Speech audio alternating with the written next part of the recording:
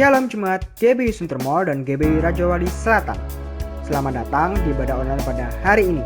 Kami semua berharap jemaat sekalian dalam kondisi baik dan sehat selalu. Berikut adalah pengumuman untuk seminggu ke depan. Untuk setiap jemaat dan jiwa-jiwa yang rindu untuk menabur dan memperluas pekerjaan Tuhan, kita semua dapat menabur pada nomor rekening yang tertera di layar. Yuk, sama-sama kita menabur. Hai anak-anak Generation of Change. Jangan lupa ya, kalau setiap hari Minggu kita ada online service jam 10 pagi. Kita tunggu loh.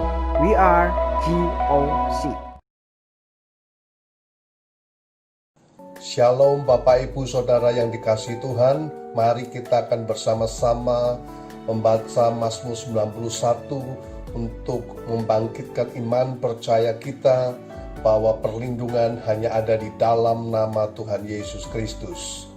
Dalam lindungan Allah, orang yang duduk dalam lindungan yang maha tinggi dan bermalam dalam naungan yang maha kuasa akan berkata kepada Tuhan, tempat perlindunganku dan kubu pertahananku, Allahku yang kupercayai.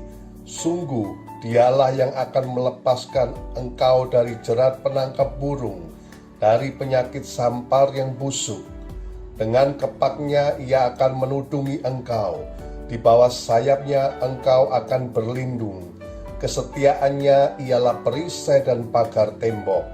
Engkau tak usah takut terhadap kedahsyatan malam, terhadap panah yang terbang di waktu siang, terhadap penyakit sampar yang berjalan di dalam gelap, terhadap penyakit menular yang mengamuk di waktu petang. Walau 1.000 orang rebah di sisimu dan 10.000 di sebelah kananmu, tetapi itu tidak akan menimpamu. Engkau hanya menontonnya dengan matamu sendiri dan melihat pembalasan terhadap orang-orang fasik. Sebab Tuhan ialah tempat perlindunganmu, yang maha tinggi telah kau buat tempat perteduhanmu. Malapetaka tidak akan menimpa kamu, dan tulah tidak akan mendekat kepada kemahmu. Sebab malaikat-malaikatnya akan diperintahkannya kepadamu, untuk menjaga engkau di segala jalanmu. Mereka akan menatang engkau di atas tangannya, supaya kakimu jangan terantuk kepada batu. Singa dan ular tedung akan kau langkahi. Engkau akan menginjak anak singa dan ular naga. Sungguh, hatinya melekat kepadaku, maka aku akan meluputkannya. Aku akan membentenginya, sebab ia mengenal namaku. Bila ia berseru kepadaku, aku akan menjawab. Aku akan menyertai dia dalam kesesakan. Aku akan meluputkannya dan memuliakannya. Dengan panjang umur akan kukenyangkan dia, dan akan kuperlihatkan kepadanya keselamatan daripadaku. Amin. Shalom saudara, selamat hari Minggu. Voice of Pentecost hari ini akan membahas mengenai prophetic preaching atau khotbah profetik. Khotbah profetik adalah khotbah yang disampaikan dalam hadirat, pengurapan, dan kuasa Roh Kudus agar kita dapat melakukan kehendak Tuhan di zaman now. Pada kondisi demikian, seorang pengkhotbah dapat menangkap pesan dan tuntunan khusus dari Tuhan melalui Roh Kudus untuk dilakukan pada saat tertentu. Dengan demikian, ada 3 unsur minimal yang harus dipenuhi dalam khotbah profetik. Pertama, hadirat, pengurapan, dan kuasa Roh Kudus. Khotbah profetik bukanlah khotbah asal-asalan tanpa arah, tujuan, dan dasar yang tidak jelas. Seorang hamba Tuhan yang berada dalam hadirat, pengurapan, dan kuasa Roh Kudus dimungkinkan untuk menangkap pesan profetik dari Tuhan untuk diperkatakan kepada umatnya. Seseorang yang mungkin bukan dari golongan Pentakosta dan tidak mempercayai bahwa karunia-karunia Roh Kudus masih ada di zaman sekarang ini, mungkin tidak sependapat dengan konsep khotbah profetik ini. Akan tetapi, hal itu tidak menjadi alasan seseorang untuk menghakimi bahwa praktek spiritualitas Pentakosta ini adalah hal yang salah dan tidak biblikal. Kedua, petunjuk atau arahan Tuhan. Di dalam Kisah Para Rasul 1 ayat 2, dikatakan bahwa sampai pada hari ia terangkat, sebelum itu ia telah memberi perintahnya oleh Roh Kudus kepada rasul-rasul yang dipilihnya. Ini merupakan gambaran bahwa insan Pentakosta juga dapat menerima perintah dan tuntunan Tuhan melalui Roh Kudus. Dalam ayat ini tidak dikatakan bahwa Tuhan Yesus memberi perintah kepada murid-murid melalui firman Tuhan yang tertulis, melainkan melalui Roh Kudus. Hal inilah yang mendasari bahwa pengkhotbah Pentakosta cenderung membawa dimensi yang baru ke dalam persiapan khotbah, yaitu dengan menafsirkan ayat demi ayat di dalam konteks Alkitab dan tuntunan Roh Kudus untuk pendengar di zaman now. Yang ketiga, kehendak Tuhan pada zaman now. Ciri khas dari khotbah profetik adalah bagaimana memaknai firman Tuhan yang tertulis menjadi tuntunan roh kepada jemaatnya di setiap zaman. Kita percaya firman Tuhan berlaku dan aplikatif dalam setiap kondisi dan situasi. Nah, hal ini membutuhkan kepekaan dalam mendengarkan suara Roh Kudus atas apa yang Tuhan sedang katakan.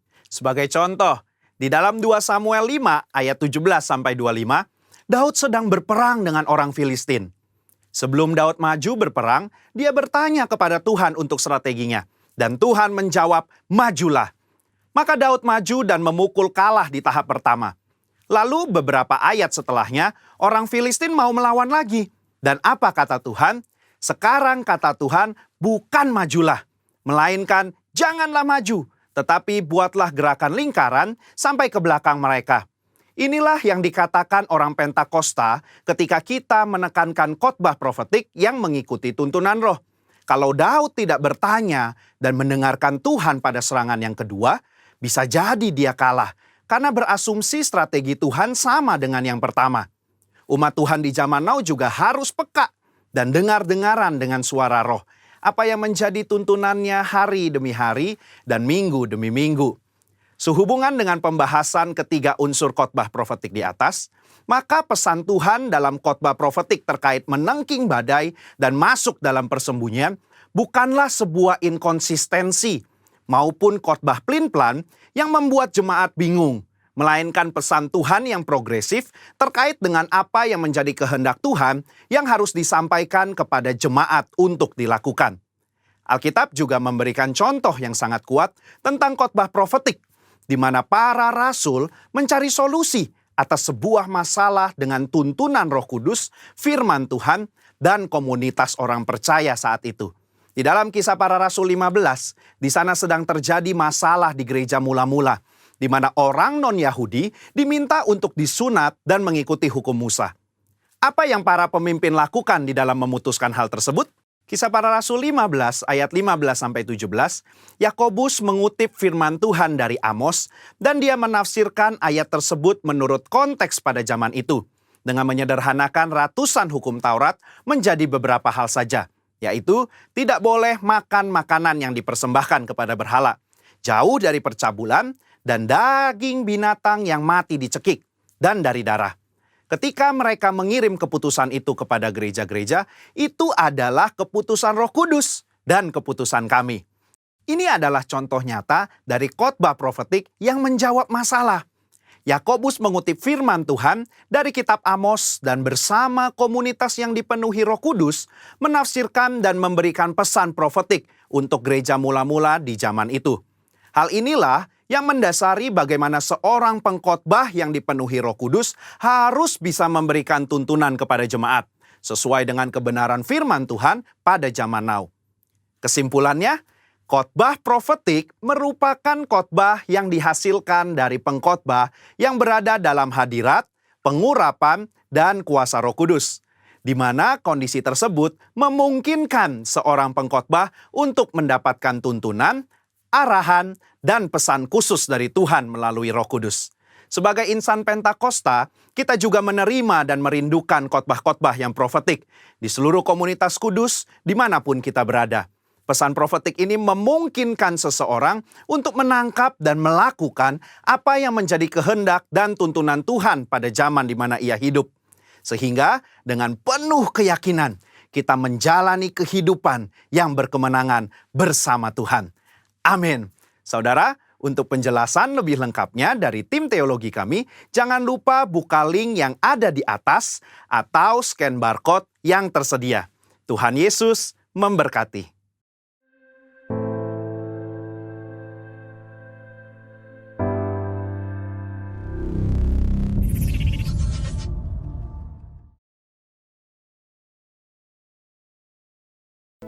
Haleluya, puji nama Tuhan. Shalom, shalom. Jemaat GBI Sutarmol, Jemaat GBI Rajauli Selatan, saya percaya semua hari ini kita diberkati Tuhan. Dan alamin keajaiban Tuhan. Amin, saudara. Kita berikan tepuk tangan bagi Tuhan Yesus yang sungguh dahsyat dan luar biasa. Haleluya.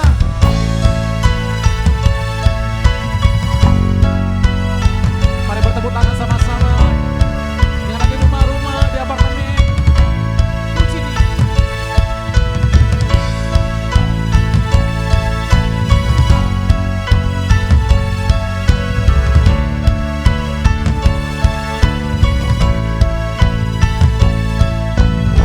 Terbayang kebesaran-Mu dan tak terbanding kekuatan-Mu Tuhan. Kau megah bagiku segenap jiwa dan pengharapan telah ku serahkan untuk rencana-Mu Tuhan.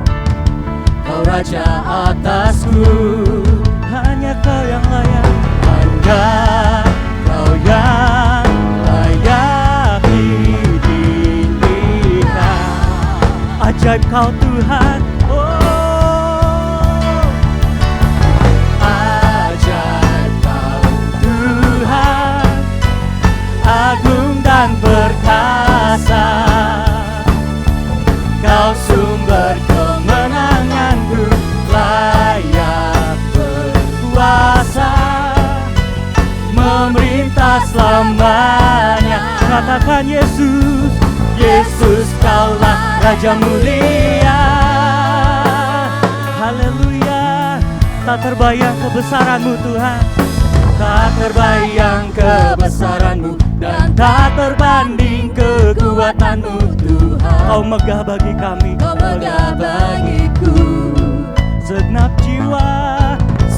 jiwa dan pengharapan telah ku serahkan untuk rencana-Mu Tuhan.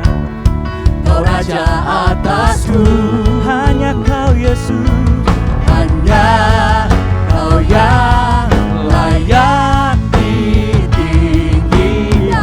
Mari sama-sama kita nyatakan, Yesus saja. Ajaib Kau Tuhan, agung dan perkasa. Kau sumber kemenanganku, layak berkuasa, memerintah selamanya. Sekali lagi katakan, ajaib Kau Tuhan, oh, ajaib Kau Tuhan, agung dan perkasa. Kau sumber kemenanganku, layak berkuasa, memerintah selamanya. Yesus, Yesus Kaulah Raja mulia. Beri sorak-sorai bagi Tuhan kita. Haleluya. Oh, kami mau memuji kebesaran-Mu Tuhan. Kami mau mendeklarasikan kemenangan kita di dalam-Mu Tuhan. Haleluya.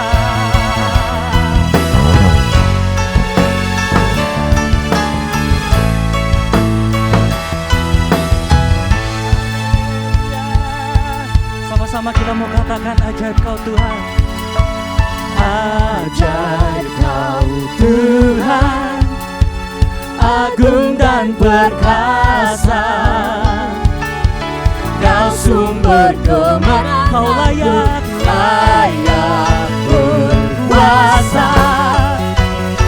memerintah selamanya. Yesus, Yesus kaulah ajaib, ajaib Kau Tuhan, agung dan perkasa.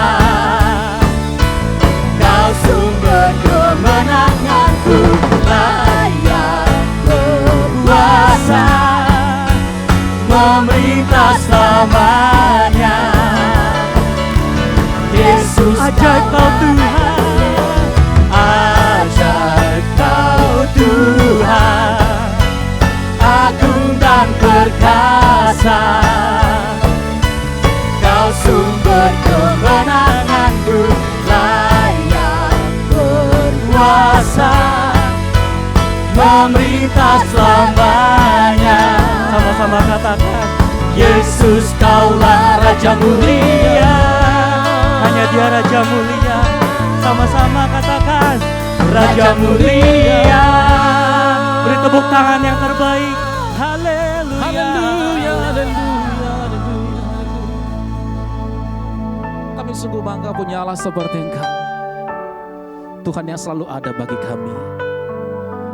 Bapa yang baik yang tidak pernah meninggalkan kami barang sedetik pun ya Tuhan. Terima kasih kalau kami ada hari ini. Umat-Mu ada, gereja-Mu ada. Semua karena anugerah-Mu. Semua karena kasih setia-Mu dalam hidup kami Bapa. Kami menyembah-Mu. Kami rindukan hadirat-Mu, hadir di rumah-rumah, di apartemen-apartemen yang ada Tuhan. Lawatan-Mu terjadi saat ini. Kuasa-Mu dinyatakan, kesembuhan terjadi. Sebab bagi-Mu tidak ada perkara yang mustahil. Makasih Bapa, terima kasih.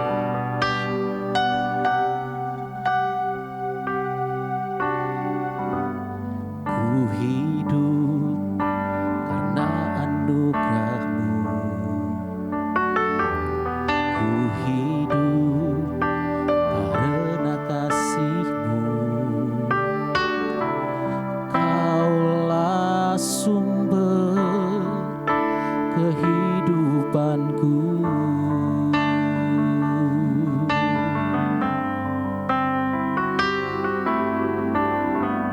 Ku hidup untuk menyembah-Mu.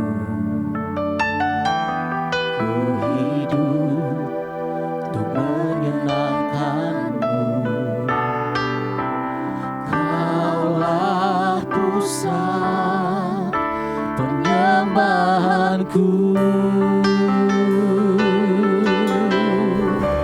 Kau yang layak, Kau yang layak, Kau layak disembah di dalam ruh dan kebenaran. Kau yang layak, Kau yang layak, Kau layak disembah, ditinggikan untuk selamanya. Kita berikan sorak-sorai tepuk tangan bagi Tuhan Yesus, saudara. Haleluya. Ku hidup karena anugerah-Mu. Ku hidup karena kasih-Mu. Kaulah sumber kehidupanku. Amin.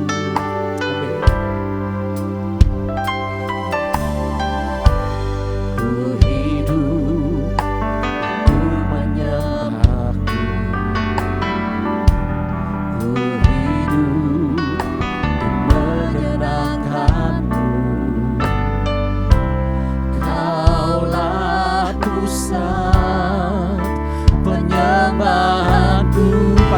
angkat tangan sama-sama di hadapan Tuhan. Katakan Kau yang layak, Kau yang layak, layak disembah. Kau yang layak,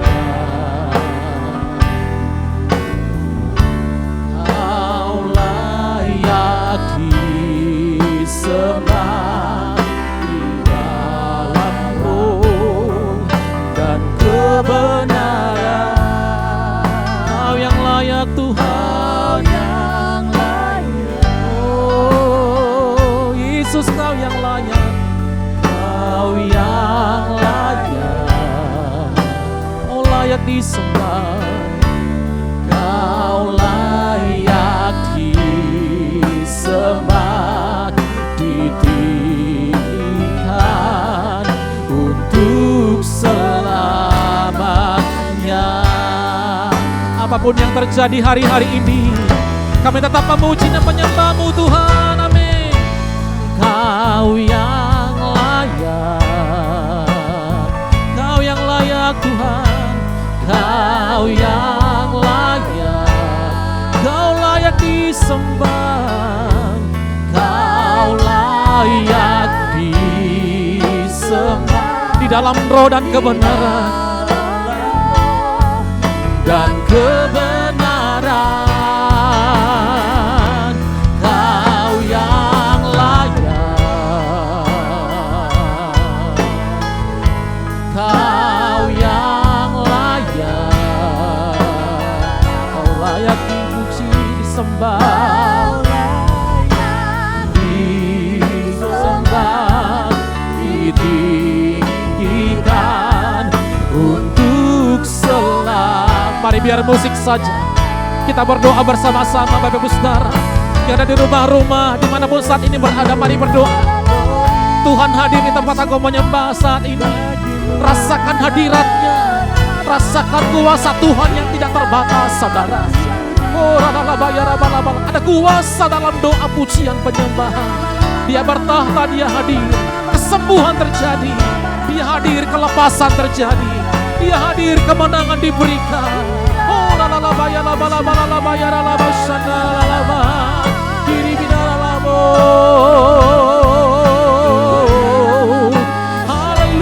haleluya, haleluya. Mari sembah Dia, sembah Dia.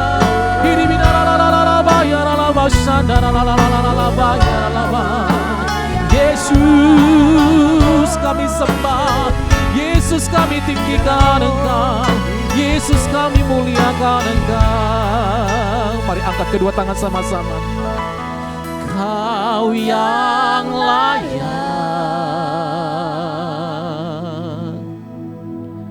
Kau yang layak,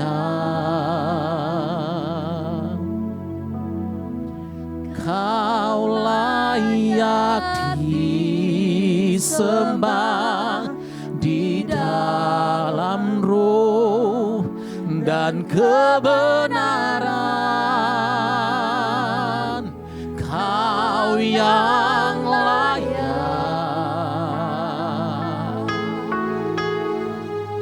Kau yang layak. Dia layak, saudara, Dia layak. Kau layak disembah, ditinggikan untuk selamanya. Kau layak disembah, ditinggikan untuk selamanya.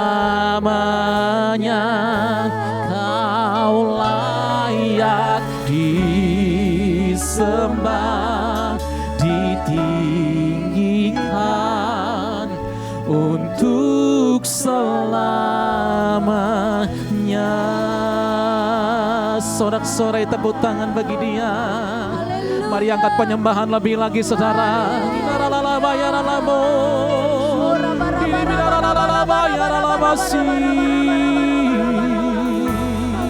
Haleluya, haleluya, haleluya. Haleluya, nama di atas segala nama, Tuhan di atas segala Tuhan. Dia layak ditinggikan, Dia layak dimuliakan, Dia layak diagungkan. Umat-Mu menyembah, umat-Mu memuji nama-Mu Tuhan Yesus. Inaralalabaya dalam asyanalalamo, hiribinaralalabaya dalam asyanalalamo. Oh Yesus, Yesus Tuhan, Yesus, Yesus Tuhan.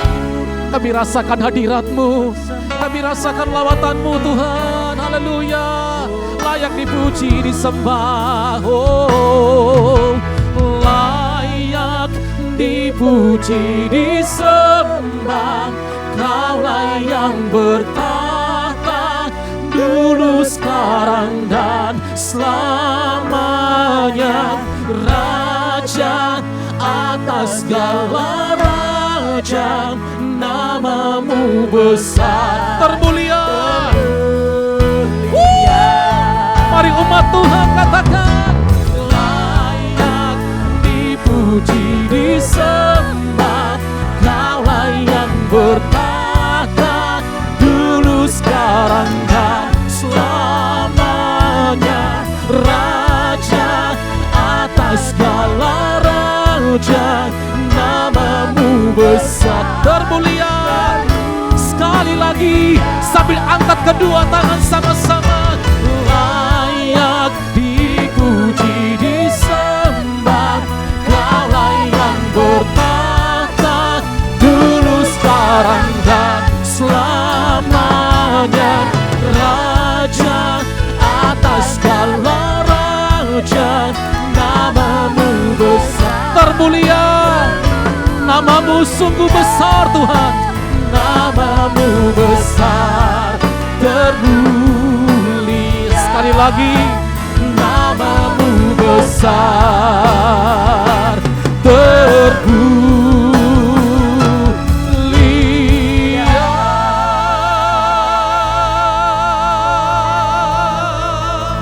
Sorak-sorai tepuk tangan bagi Tuhan kita.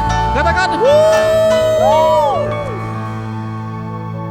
terima kasih buat lawatan-Mu. Terima kasih buat jamahan-Mu ya Tuhan. Apapun keadaan kami hari-hari ini, Tuhan izinkan pergumulan badai boleh ada atas hidup kami, keluarga kami, kota bahkan bangsa kami. Yang kami percayai kemuliaan-Mu ada di sana. Perbuatan-Mu yang dahsyat ada di sana Tuhan. Makasih Tuhan Yesus. Saat ku berada di tengah gelombang, Kau ada di sana. Hadapi cobaan, lewati ujian, tangan-Mu melindungiku, kasih-Mu menguatkanku. Kemuliaan-Mu Tuhan pasti nyata di tengah badai. Kau pertolongan dan pengharapan, Tuhan kemenanganku. Yang percaya, mari beri tepuk tangan bagi Tuhan kita saudara.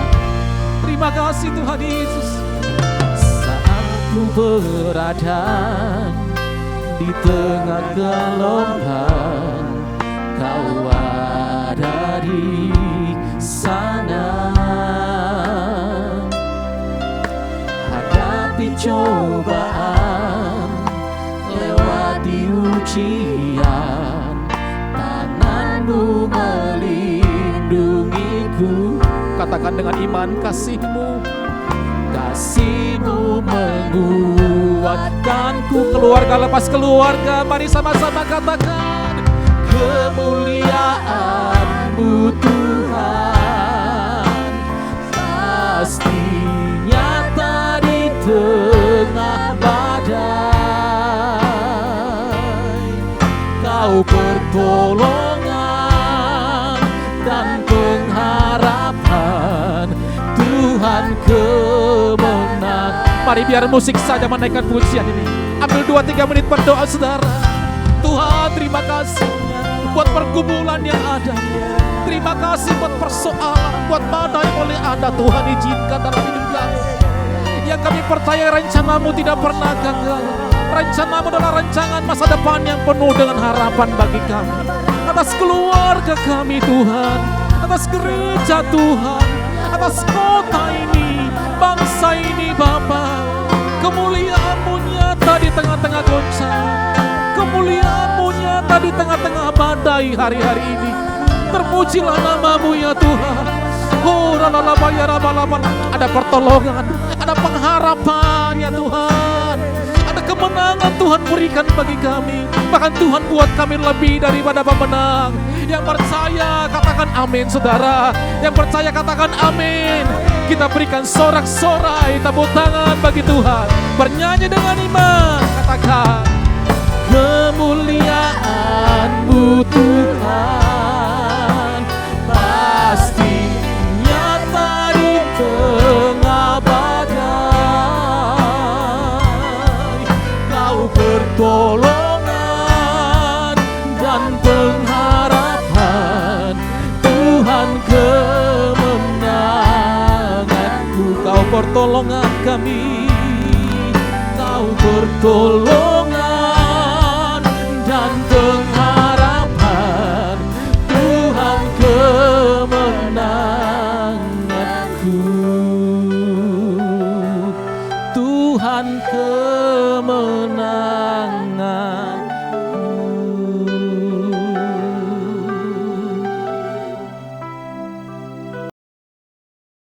Apa yang dimaksudkan dengan Pentakosta ketiga? Pentakosta ketiga adalah pencurahan Roh Kudus yang dahsyat di zaman now, melebihi yang terjadi di Azusa Street. Pentakosta ketiga akan mengakibatkan penuaian jiwa yang terbesar dan yang terakhir sebelum Tuhan Yesus datang kembali. Pentakosta ketiga akan membangkitkan generasi Yeremia, yaitu anak-anak muda yang dipenuhi Roh Kudus, cinta mati-matian kepada Tuhan Yesus, tidak kompromi terhadap dosa, dan akan bergerak untuk memenangkan jiwa. Pentakosta ketiga lahir di Indonesia dan bergerak ke bangsa-bangsa. Gerakan ini dari timur ke barat dan akan kembali ke Yerusalem. Pentakosta ketiga akan memberikan kuasa untuk menyelesaikan amanat agung, dan setelah itu Tuhan Yesus datang kembali. Shalom warga kerajaan dari GBI Sunter Mall dan juga GBI Raja Wali Selatan. Senang sekali bisa berjumpa dengan Anda semua walaupun lewat program online seperti ini. Tapi saya percaya yang penting isi daripada kebenaran firman Tuhan itu yang akan memerdekakan setiap kita. Mari sebelum kita akan mendengarkan firman Tuhan, saya mengajak kita semua untuk berdoa bersama-sama. Bapa Sorgawi, dalam nama Yesus Kristus, kami bersyukur buat segala kebaikan-Mu. Kami bisa berkata, sebab Tuhan itu baik, bahwasanya untuk selama-lamanya kasih setia Tuhan. Tak berkesudahan kasih setiamu, tak habis-habisnya rahmatmu, selalu baru setiap pagi bagi setiap kami. Datanglah kerajaanmu, jadilah kehendakmu, nyatakan firmanmu di tengah kami, karena firmanmu ya dan amin. Firmanmu itu pelita bagi kaki kami, serta terang bagi jalan kami. Firmanmu yang bila kami renungkan, akan membuat kami bertindak hati-hati sesuai dengan segala yang tertulis di dalamnya. Sehingga dengan demikian perjalanan kami akan dibuat Tuhan menjadi berhasil. Dibuat Tuhan menjadi beruntung. Terima kasih Tuhan. Kami percaya bahwa langit, bumi dan segala kemuliaan yang dibangun manusia tidak kekal dan akan segera berlalu. Tetapi satu hal yang pasti, perkataanmu, Firman-Mu tidak mungkin akan berlalu, melainkan kekal sampai selama-lamanya. Berfirmanlah, kami siap untuk mendengarkannya. Dalam nama Yesus. Amin. Firman Tuhan pada saat ini terambil di dalam kitab Injil Matius pasal yang ke-13, ayat yang ke-33. Mari saya akan mengajak Anda semua jemaat dari GBI Sunter Mall sekaligus GBI Raja Wali Selatan. 1, 2, 3. Dan ia menceritakan perumpamaan ini juga kepada mereka. Hal kerajaan sorga itu seumpama ragi yang diambil seorang perempuan dan diadukkan ke dalam tepung terigu 3 sukat sampai kamir seluruhnya. Yang berbahagia adalah mereka yang membaca, merenungkan, memperkatakan, dan melakukan firman Tuhan, lalu membagikannya kepada banyak orang. Ingat ya, ada 5M kunci bahagia. Yang pertama yang membaca, merenungkan, memperkatakan, melakukan, dan membagikan firman di dalam kehidupannya. Amin. Kita melihat bagaimana Tuhan Yesus datang ke dalam dunia bukan untuk membuat agama baru. Yesus datang ke dalam dunia adalah untuk menegakkan kerajaan Allah supaya nyata di muka bumi ini. Sungguh berbeda antara agama dengan kerajaan. Agama adalah usaha manusia untuk mencari Tuhan. Dengan kata lain, manusia berusaha untuk mencari Tuhan. Ya kalau ketemu, kalau Tuhan sembunyi gimana? Tapi kalau kerajaan Allah berbeda. Kerajaan Allah adalah Tuhan datang mencari manusia. Oh haleluya. Alkitab berkata, Yesus berkata dalam Yohanes 15, bukan kamu yang memilih aku, tapi aku Tuhan yang memilih kamu. Jadi kalau Tuhan yang memilih, dia pasti menemukan setiap kita. Kecuali kita menolak dan salah menggunakan kehendak bebas kita. Itulah di mana Yesus datang untuk menegakkan kerajaan Allah, bukan agama. Perbedaan yang kedua agama dengan kerajaan Allah adalah agama adalah manusia diperlengkapi agar supaya manusia nanti kalau mati siap masuk sorga katanya. Ada yang bilang surga. Disediakan bidadari di sana. Tetapi kerajaan Allah mengajarkan berbeda. Kerajaan Allah mengajarkan manusia dibekali, manusia diperlengkapi. Bukan supaya kalau mati siap masuk surga. Tetapi manusia dibekali adalah supaya menghadirkan kuasa kerajaan. Menghadirkan atmosfer kerajaan supaya nyata terjadi di muka bumi ini. Dan itulah rencana Tuhan, Raja kita, bagi semua kita, umat yang percaya kepadanya. Sekalipun kita masih ada di bumi, kita bisa menikmati atmosfer kerajaan sorga. Sehingga saya bisa katakan kepada Anda saudara semuanya, sorga tidak jauh, sorga dimulai di dalam kehidupan setiap kita. Kita bisa menikmati sorga selama kita ada di muka bumi. Seperti Yesus berdoa yang diajarkan kepada kita dalam doa Bapa kami, let your kingdom come and your will be done on earth as it is in heaven. Datanglah kerajaanmu dan jadilah kehendakmu di bumi seperti di sorga. Ini luar biasa bukan? Dan dalam pengajarannya berulang-ulang Yesus mengajarkan tentang kerajaan Allah atau kerajaan sorga. Kalau bicara soal kerajaan sorga itu berbicara tentang pusatnya, pusat pemerintahannya, yaitu di dalam sorga itu sendiri. Sedangkan kerajaan Allah itu berbicara tentang manifestasi, dimensi, dan juga atmosfernya, pengaruh pemerintahannya yang dinyatakan kepada kita di muka bumi ini. Jadi kata kerajaan Allah di dalam bahasa asli kita kenal, dalam bahasa Yunani adalah Basileia. Dalam bahasa Ibrani Rada. Itu artinya kalau bahasa Inggris katakan kingdom. Berasal dari kata king and dom. King adalah raja, dom adalah domain wilayahnya. Jadi kalau didefinisikan secara sederhana, kerajaan Allah adalah pengaruh pemerintahan Kristus di dalam kita, di antara kita, dan bersama kita. Saya mengajak jemaat semuanya untuk mengikuti gerakan tangan saya. Angkat tangan kanan saudara sambil katakan, kerajaan Allah adalah pengaruh pemerintahan Kristus di dalam kita, di antara kita, dan bersama kita. Haleluya. There is no space for sin. Tidak ada ruang buat dosa. Sebab apa? Sebab kita mengizinkan pengaruh pemerintahan kerajaan Allah nyata di dalam hidup setiap kita.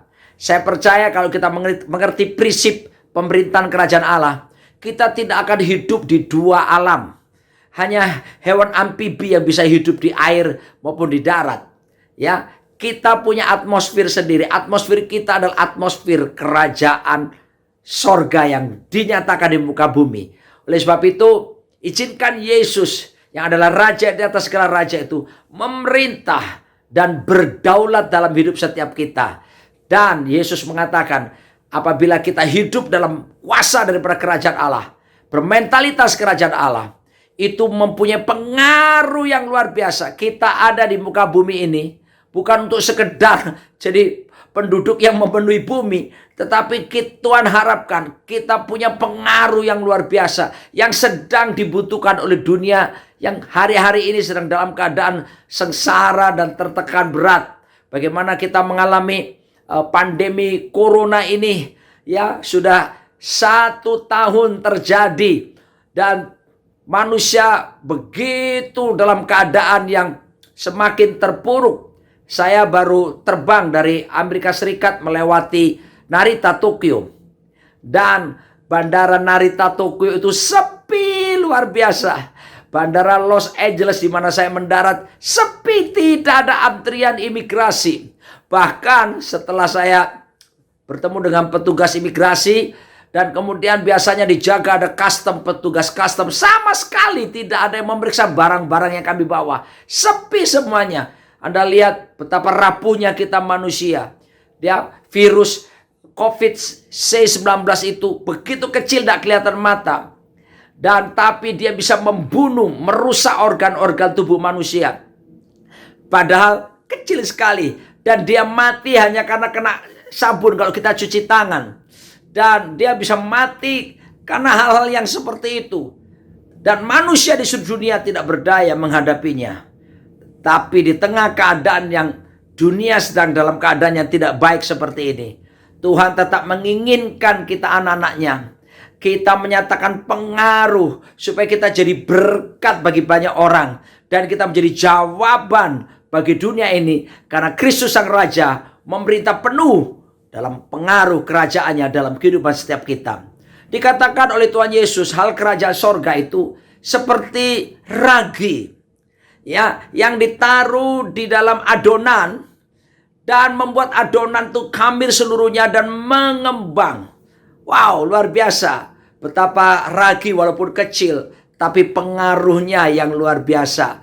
Tuhan menginginkan hidup setiap kita bukan kita ditandai, disertai Tuhan itu karena memiliki sesuatu, banyak harta, atau terkenal, atau apapun. Tidak, yang Tuhan inginkan kita membawa pengaruh kerajaan Allah bagi dunia ini. Sehingga kita menyatakan tanggung jawab sebagai garam dan terang. Karena kita adalah garam dunia. Kita adalah terang dunia. Jangan pernah berdoa, jadikan aku garam dunia. Jadikan aku terang dunia. Karena saudara dan saya, Yesus berkata, kamu adalah garam dunia. Kamu adalah terang dunia. Dalam Matius pasal 5 ayat 23 menjelaskannya, bukan? Dan lucu sekali kalau seandainya saya Roni Daud Simeon, saya berkata, Tuhan, jadikan aku Roni Daud Simeon. Tuhan pasti akan berkata, nyebut Roni, kamu sendiri adalah Roni Daud Simeon.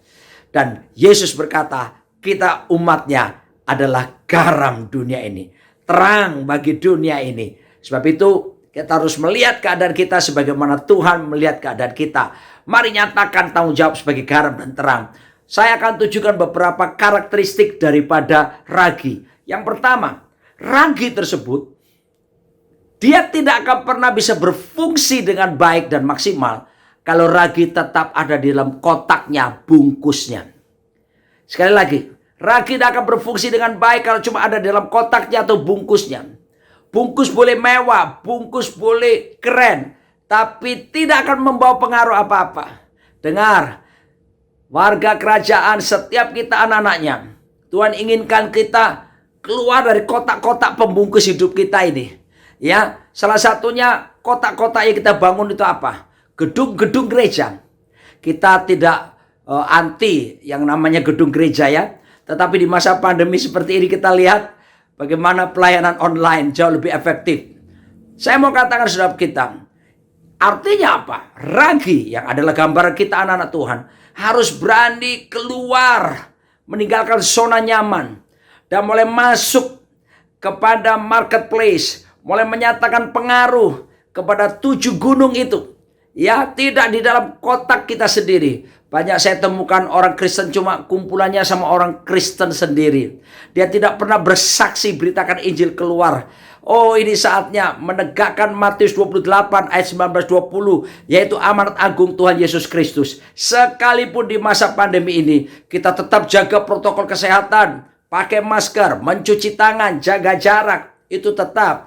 Tapi misi amanat agung tetap harus dijalankan. Tuhan berkata, pergi, jadikan semua bangsa muridku, dan baptislah mereka dalam nama Bapa, Putra, dan Roh Kudus, dan ajarkanlah mereka melakukan segala sesuatu yang telah kuperintahkan kepadamu. Dan ketahuilah, ini jaminan, aku akan menyertai kamu senantiasa sampai kepada akhir zaman. Luar biasa, jangan cuma tinggal dalam kotak. Ayo, pergi, menginjil, bisa lewat sosial media, bisa kita melakukan apapun, walaupun memang tetap jaga jarak. Tapi nyatakan terang Injil itu kepada dunia yang sedang gelap ini, yang membutuhkannya.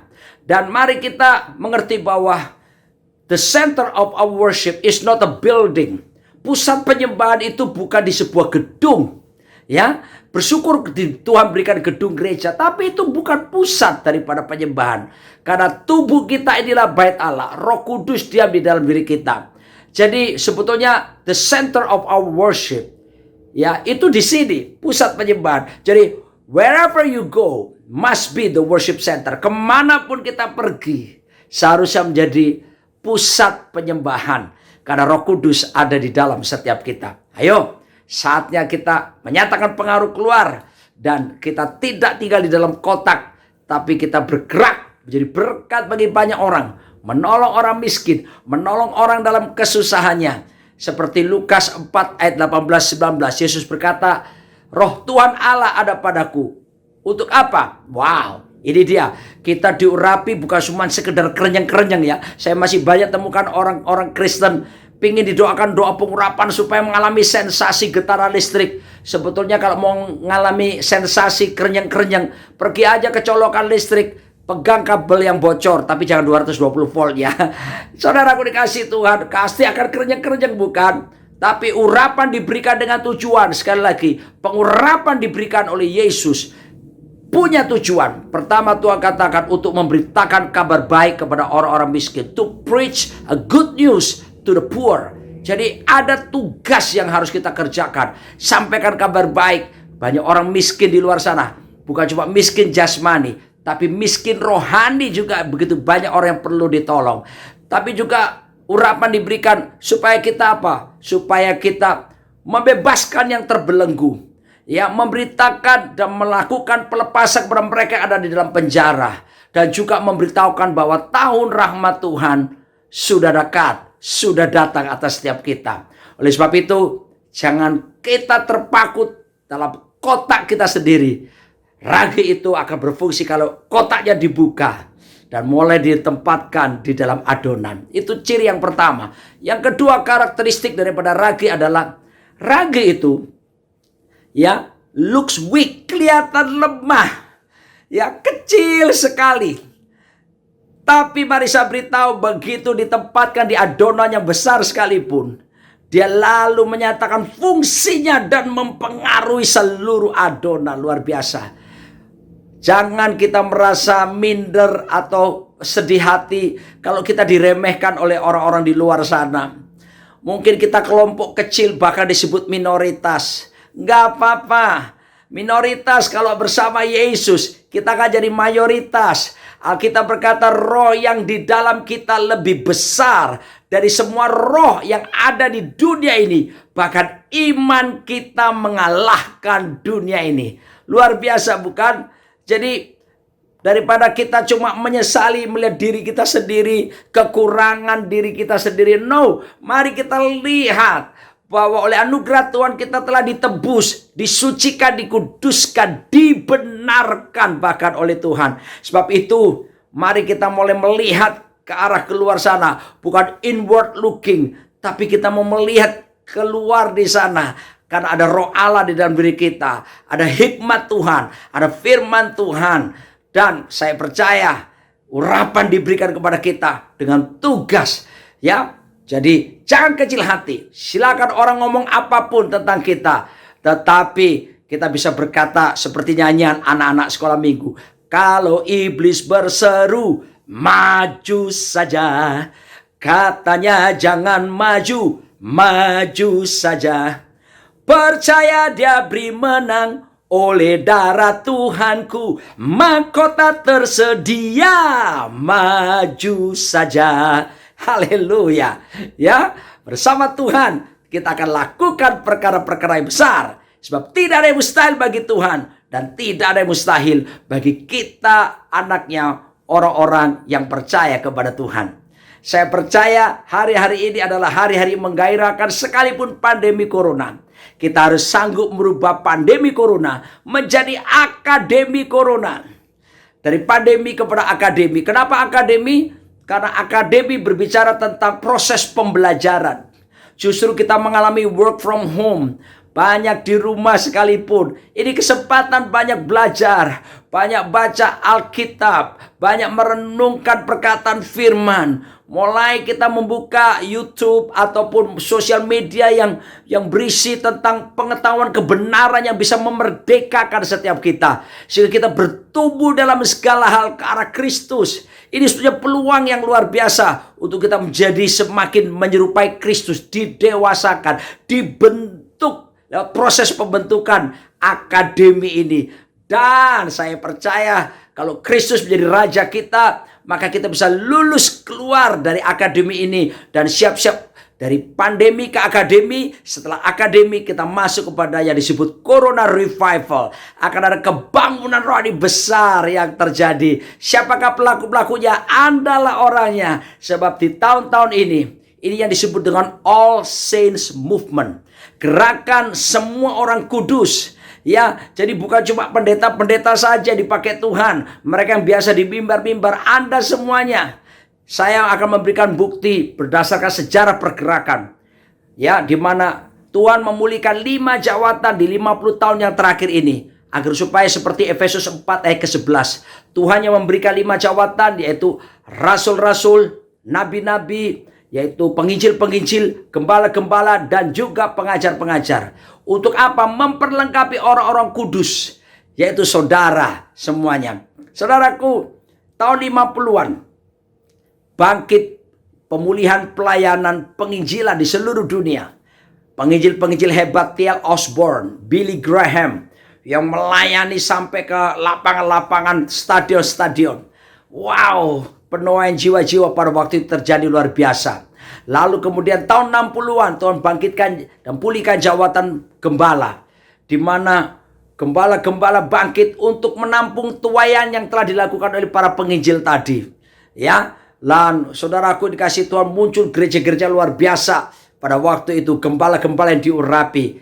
Dan kemudian tahun 70-an bangkit dan pulih jawatan guru atau pengajar. Untuk apa? Supaya jemaat yang telah dituai itu didewasakan lewat pengajaran-pengajaran yang tepat. Kita mendengar dan mengetahui salah satu yang terkenal namanya Derek Prince, yang pengajarannya luar biasa pada waktu itu. Dan saudaraku, tahun 80-an Tuhan pulihkan jawatan berikutnya, yaitu jawatan nabi-nabi. Di mana pelayanan pujian penyembahan terjadi di mana-mana, termasuk di negara kita di Indonesia. Dimulai pada waktu itu dari kota Surabaya, disebut Surabaya Praise Center, di mana Pak Arifin, Pak Niko pada waktu itu bersama-sama dalam pergerakan pujian penyembahan. Wah, sampai itu menyebar ke kota-kota yang lain termasuk ke Jakarta Praise Center dan Denpasar Praise Center, hampir di seluruh Indonesia. Pergerakan karunia profetik dinyatakan. Tahun 90-an, apa yang terjadi? Tuhan bangkitkan jawatan rasul-rasul di seluruh dunia. Wow, sehingga pelayanan kebapaan itu, hati Bapa dipulihkan. Pelayanan penanaman gereja, kesatuan tubuh Kristus dinyatakan di mana-mana. Untuk apa 50 tahun itu, 5 jawatan itu dipulihkan? Di tahun 2000-an, bahkan sampai hari ini 2021 sekalipun, Tuhan mau menyatakan gerakan disebut All Saints Movement. Gerakan semua orang kudus. Saudara semuanya, ini saatnya kita bukan duduk berpangku tangan cuma dengar. No, ini saatnya kita bangkit untuk keluar. Bangkit melayani Tuhan. Bangkit memuridkan banyak orang. Haleluya. Dan saya percaya otoritas kerajaan Allah ada di pihak setiap kita. Puji Tuhan, saudaraku dikasih Tuhan. Dan ini yang Tuhan inginkan seperti Ragi tadi. Ya, jangan tetap tinggal dalam kota. Keluar dari kota. Dan nyatakan tanggung jawab sebagai garam dan terang.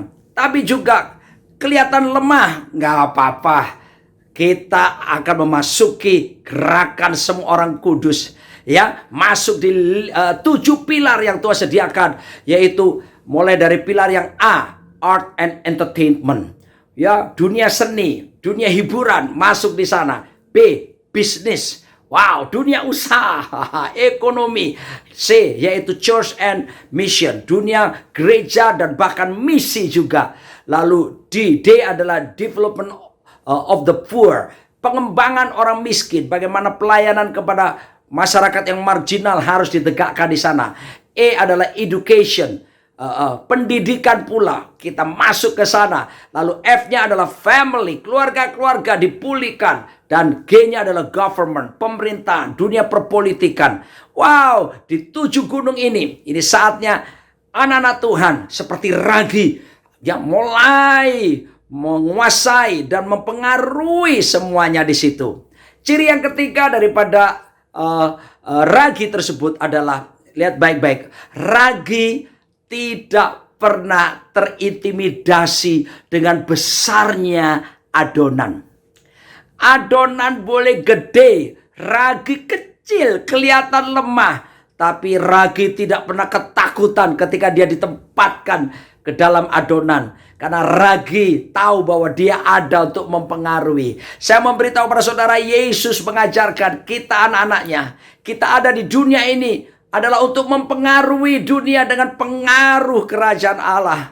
Dan jangan takut dengan kekuatan besar yang ada di dunia ini. Yang orang lain katakan, wah ini sudah antikris ada di mana-mana. Saudaraku yang dikasihi Tuhan, gak perlu takut. Ingat, penjaga kita, penjaga Israel yang tidak pernah terlelap, yang tidak pernah tertidur. Mari kita terhubung dengan Kristus Yesus, dengan Roh Kudus yang di dalam kita. Dan saya percaya saudaraku dikasihi Tuhan, apapun gonjang-ganjing ada di dalam dunia ini, kita tetap ada di dalam perlindungan. Kita tetap ada dalam pemeliharaan Tuhan. Jangan khawatir yang kamu makan. Jangan khawatir apa yang kamu minum. Jangan khawatir apa yang kamu pakai. Semua itu dicari oleh bangsa-bangsa yang tidak mengenal Tuhan. Tetapi carilah dahulu kerajaan Allah serta kebenarannya. Maka semuanya itu akan ditambahkan kepadamu.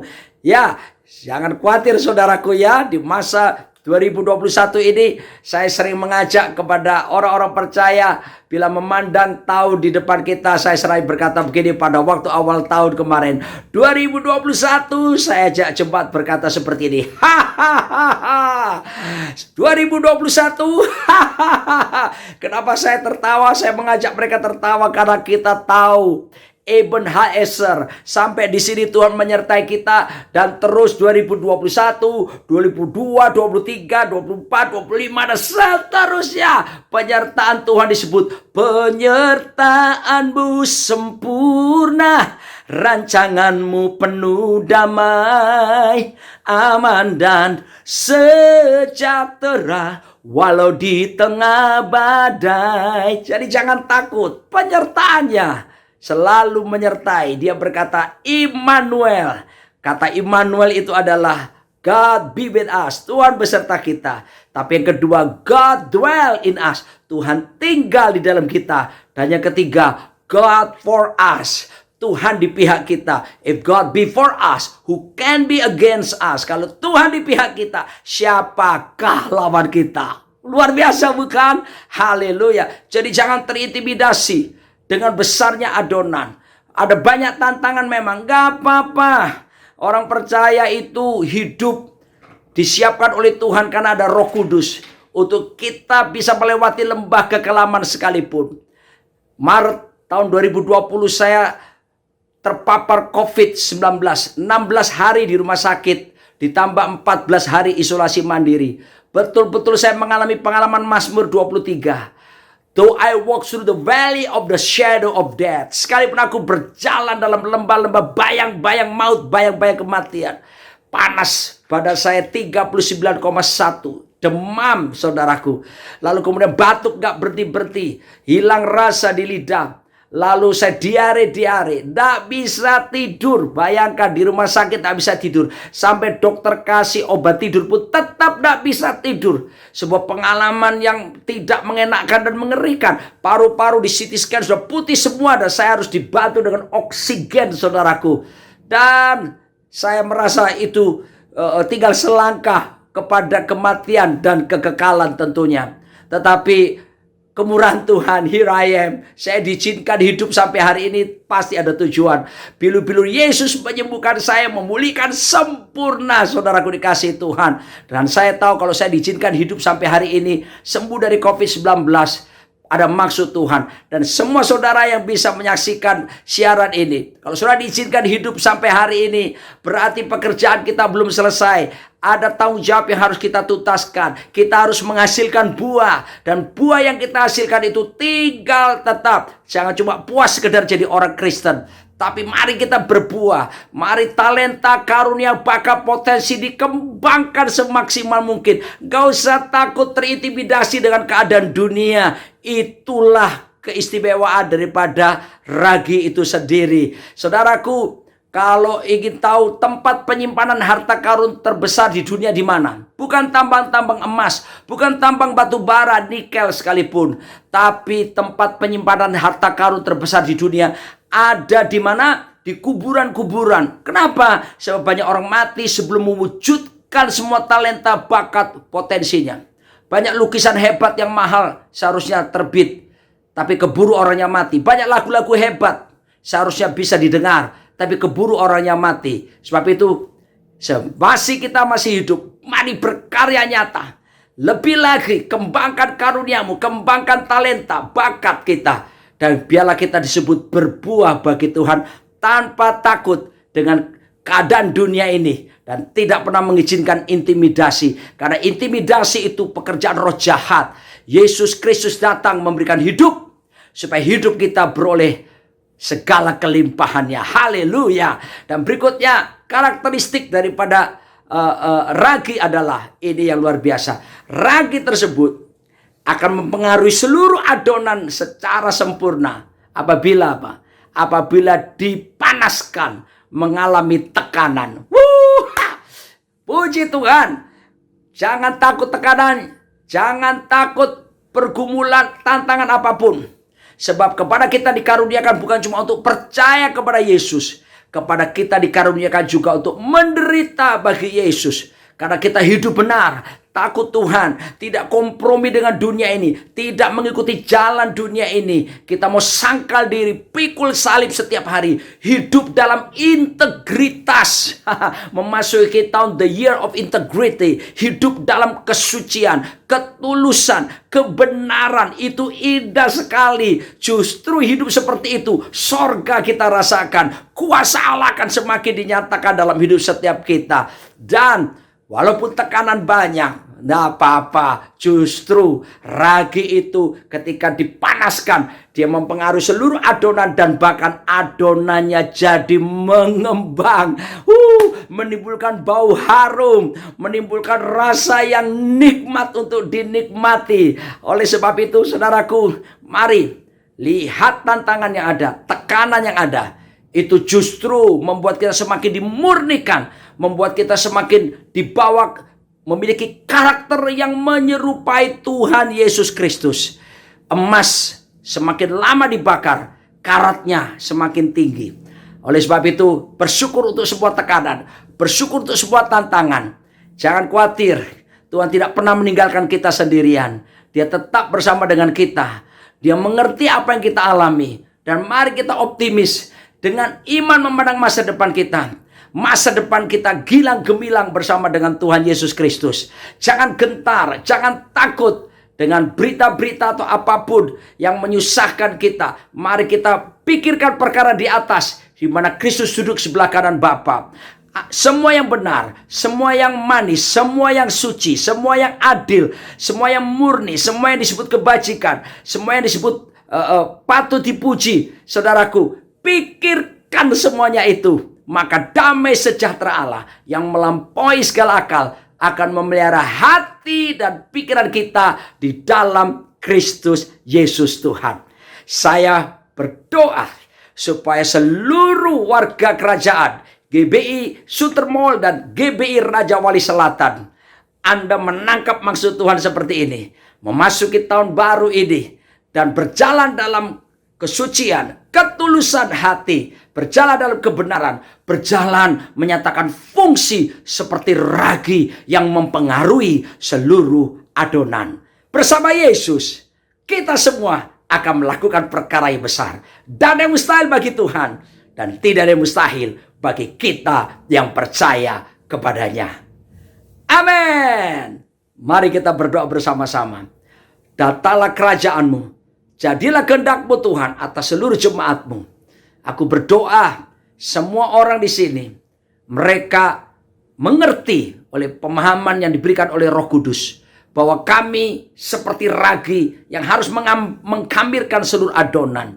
Dan biarlah hidup kami menyatakan pengaruh kerajaan-Mu.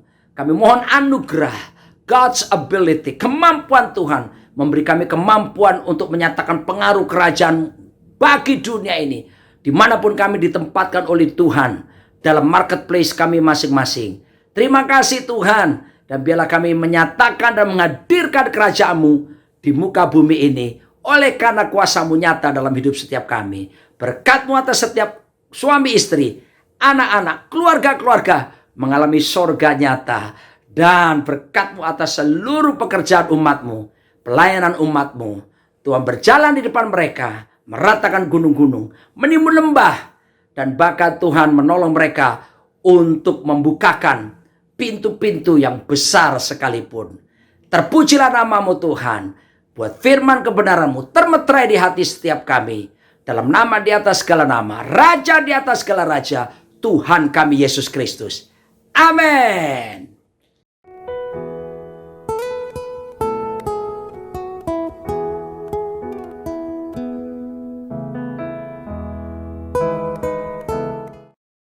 Engkau yang dikasihi Tuhan, angkatlah kedua tanganmu, arahkan hati dan pikiranmu kepada Allah kita yang Maha Kuasa. Terimalah berkat dari Allah Abraham, Ishak dan Yakub melimpah-limpah dalam kehidupanmu.